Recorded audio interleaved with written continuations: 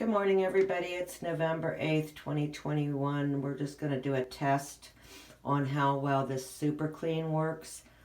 This pot was covered with a green moss, and as you see, I had already soaked this in my bathtub because it is so enormous in bleach and water. Pretty strong amount of bleach. Just kept turning it, trying to get the moss off of it, but the moss is gone, but there's a lot of grungy residue still on it, so I figured I'd do a test with this super clean. It's supposed to clean furniture.